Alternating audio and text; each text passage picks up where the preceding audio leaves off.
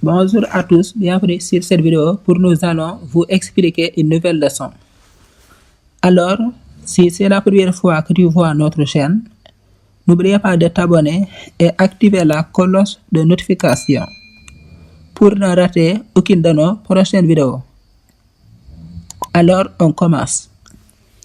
Donc aujourd'hui, on va vous donner une leçon de conjugation. Voilà, donc aujourd'hui, on va vous expliquer et montrer aussi comment conjuguer le verbe avoir au passé composé de l'indicatif. Donc gars ñoo ñu leen siyaare wala kon tey suñu leçon tey mooy dañ leen di leeral daal leen wan tamit naka la ñuy conjuguer verbe avoir au passé composé de l'indicatif. Donc avant de commencer, on va lire quelques phrases. Donc ici, ce matin, j'ai eu des maux de tête. Modou a eu des maux de ventre. Mes sœurs ont eu de la fièvre. Question. Quel est le verbe conjugué dans chaque phrase? Indique l'infinitif du verbe conjugué dans ces phrases. C'est la première question. Donc première question. Ban verbe lañ conjugué ci benn bi ne ci phrase yi maanaam ci ñetti phrase yi nii ban verbe lañ ci conjugué. Verbe bi ñu conjugué ci phrase yi joxeel infinitif am. La deuxième question. À quel temps est-il conjugué ce verbe?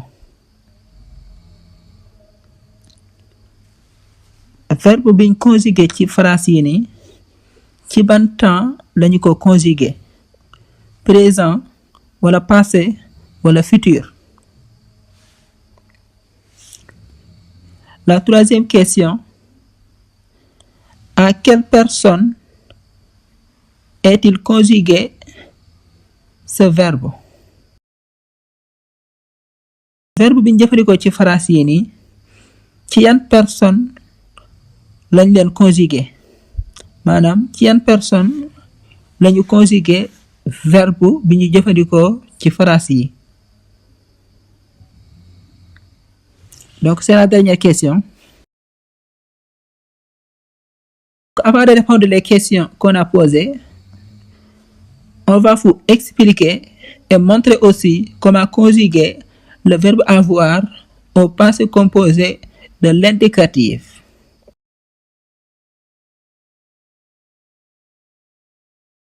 Balaa ñoo tontu question yi dañ leen di leeral dañ leen di wan tamit naka la ñuy conjuguer verbe avoir au passé composé de l'indicatif.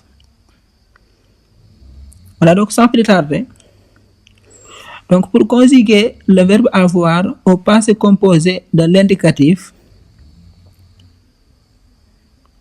on va écrire les pronoms personnels sujet plus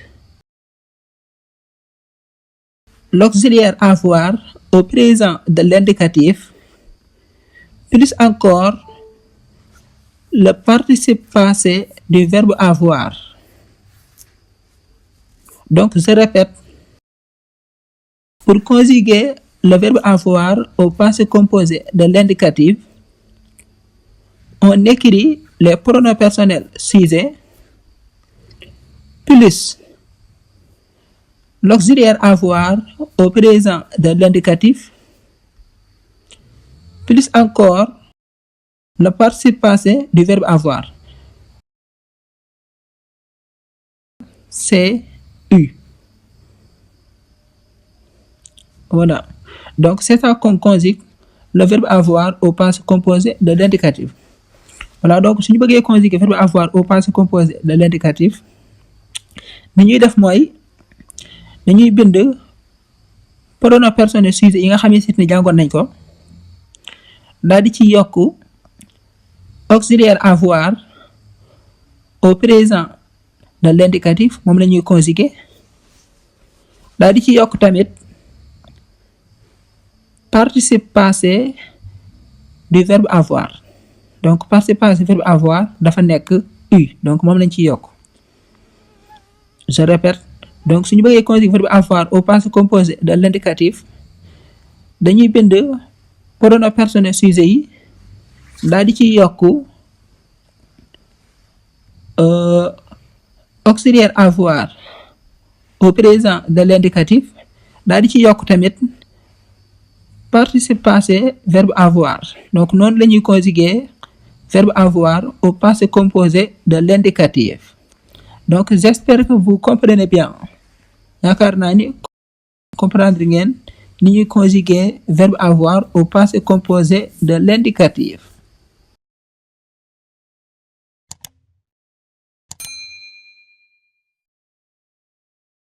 On va conjuguer le verbe avoir au passé composé de l'indicatif pour vous montrer comment conjuguer le verbe avoir au passé composé de l'indicatif. Donc dañuy conjuguer verbe avoir au passé composé de l'indicatif pour wan leen naka la ñuy conjuguer verbe avoir au passé composé de l'indicatif. Donc verbe avoir on aura. Donc pour conjuguer le verbe avoir, donc on va écrire directement les pronoms personnels sujet plus l'auxiliaire avoir au présent de l'indicatif plus encore le participe passé du verbe avoir, c'est eu. Donc on aura j'ai eu, tu as eu, il ou bien elle ou bien on a eu. Nous avons eu, vous avez eu, il avec S ou bien elle avec S ont eu. Donc c'est ça qu'on conjugue le verbe avoir au passé composé de l'indicatif. Donc on a déjà écrit les pronoms personnels plus l'auxiliaire avoir au présent de l'indicatif plus encore le participe passé du verbe avoir. Donc ni ñu conjuguer verbe avoir bi dañoo bind pronom personnel sujet yi daal di ci yokk daal di conjuguer auxiliaire avoir au présent de l'indicatif daal di ci yokk tamit participe passé verbe avoir. Donc noonu la ñu conjuguer verbe avoir au passé composé de l'indicatif. Donc yaakaar naa ni leer na. Donc ni ñuy conjuguer verbe avoir c'est simple. Donc c'est très facile pour conjuguer le verbe avoir. Donc on écrit les pronoms personnels plus l'auxiliaire avoir au présent de l'indicatif plus encore le participe passé du verbe avoir, c'est eu. Donc ni ñuy conjuguer verbe avoir yomb na ni ñuy bind pronom personnel sujet yi daal di ci yokk daal di conjuguer auxiliaire avoir au présent de l'indicatif daal di ci yokk participe passé verbe avoir. Donc participe passé verbe avoir u la mooy u donc u moo nekk participe passé verbe avoir. Donc noonu la ñuy conjuguer verbe avoir au passé composé de l'indicatif. Donc j'espère que vous comprenez bien.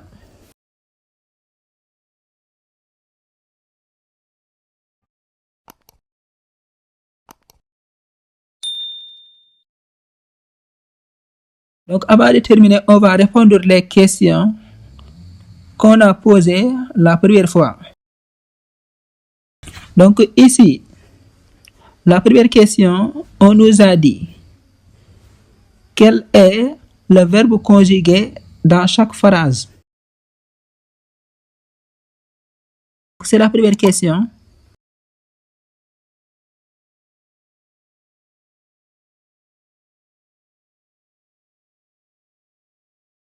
La première phrase.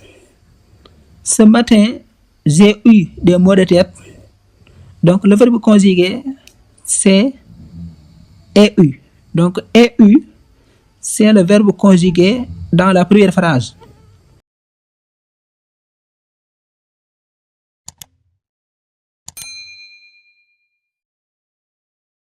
première phrase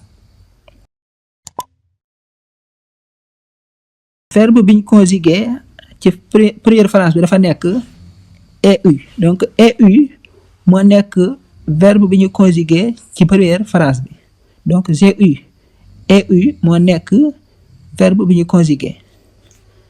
La deuxième phrase Modou a eu des maux de tête.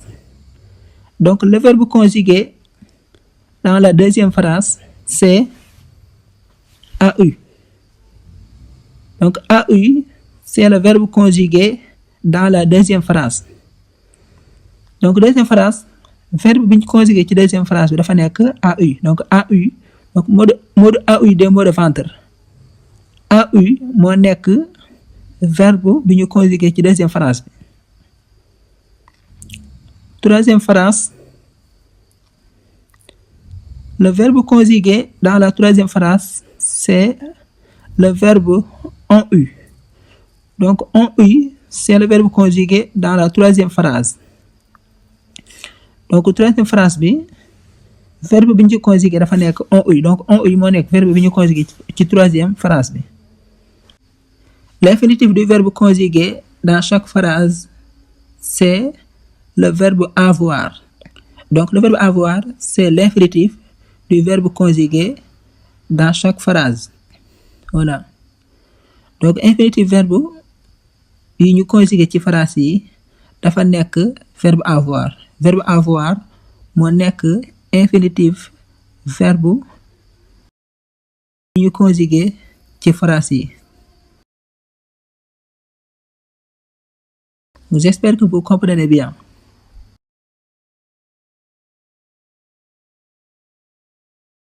La deuxième question, à quel temps est-il conjugué ce verbe?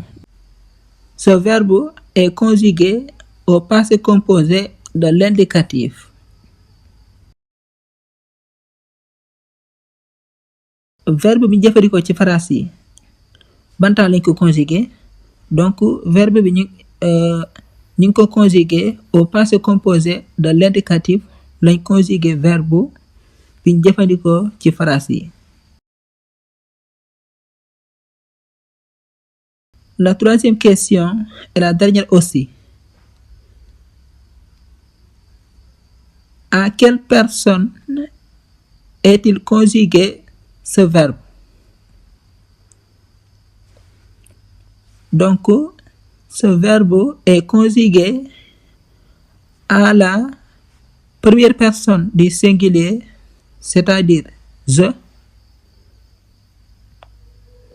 et à la troisième personne du singulier, c'est-à-dire il.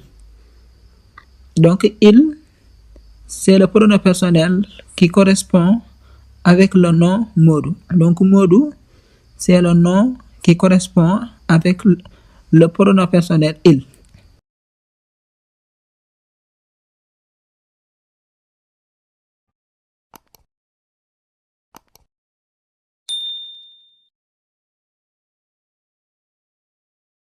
Ce verbe est conjugué aussi à la troisième personne du pluriel, c'est-à-dire elle avec S. Donc mes sœurs correspond avec le pronom personnel elle avec S.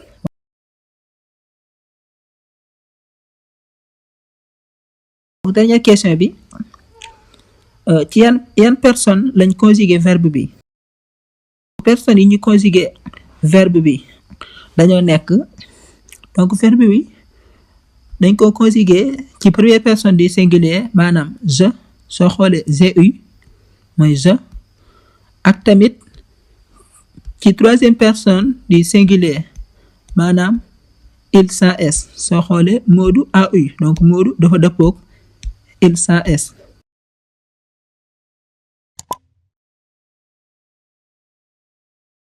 ak tamit ci troisième personne du pluriel maanaam mes sœurs maanaam elle avec S soo xoolee mes sœurs donc mes sœurs moom moo dëppook pronom personnel elle avec S donc mes sœurs ay jigéen lañ donc mes sœurs dafa dëppook elle avec S le pronom personnel elle avec S, troisième personne du pluriel. Voilà. Donc, verbe bi, ci personne yooyu lañu ko conjuguer. Donc, au passé composé de l'indicatif. Donc, j'espère que vous comprenez bien. yaakaar naa di comprendre ngeen naka lañuy conjuguer verbe avoir au passé composé de l'indicatif.